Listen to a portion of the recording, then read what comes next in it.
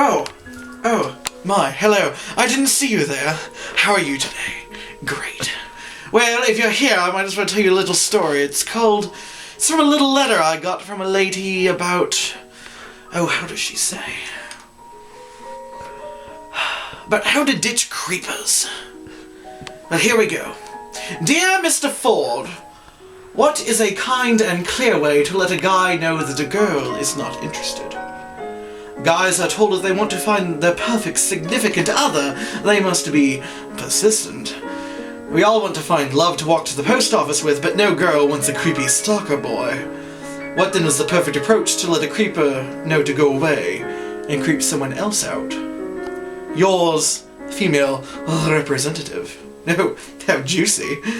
Dear female, sometimes I wish that some people would just use their real name instead of hiding behind pseudonyms. It looks like one of my former conquests decided to write this week's question.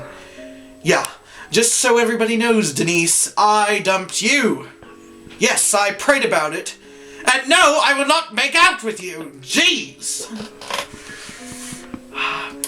Anyway, do you know that men and women speak different emotional languages? And I'm not talking about that love languages crap. For you see, in man-speak, men are only allowed to express two emotions, lust and anger. It is not socially acceptable for a woman to be either lustful or angry. Therefore, if you speak anything outside those two emotions, for example, joy and peace, males will blame your most recent visit from Aunt Flo. And it would be, if I may use a cheesy sports analogy, it's like I'm playing tennis, but you're playing badminton, baby. It ain't just gonna work. Well, are you confused yet? So, to alleviate this tension, I advise you enter into correspondence with all potential suitors. For a month, you'll write each other lengthy Victorian love letters. It'll be a mix between Jane Austen and Sex and the City, except your abstinence, right? You will sit by the window, daydreaming wistfully about what the slant in his handwriting implies. And he will look constipated while riding horseback through the countryside.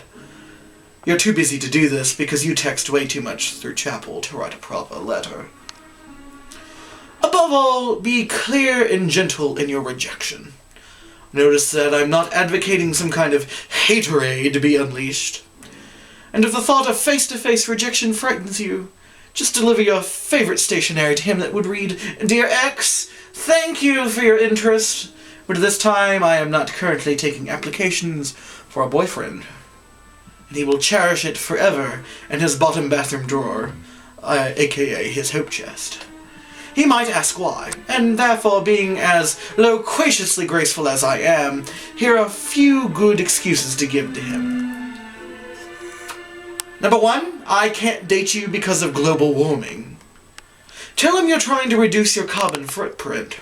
You'll get bonus points for this one, because you'll be branded as a liberal and no one will ever want to date you again.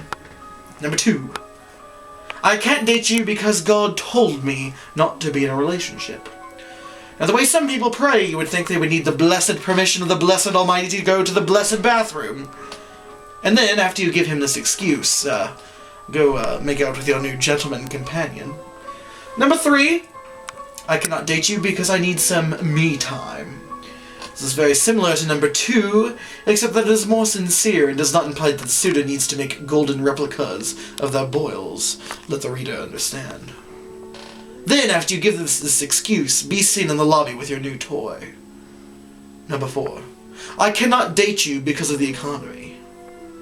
You have reached your relationship quota and are waiting a bailout from the Obama administration. Then, fly your private jet back to your new boyfriend's room. That'll show him. Never forget the platinum dating rule. Who would Jesus date?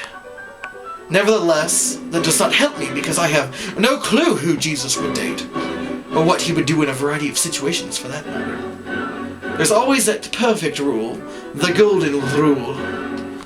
So I say, call him back and be honest. But not you, Denise. I've had enough of your sass mouth.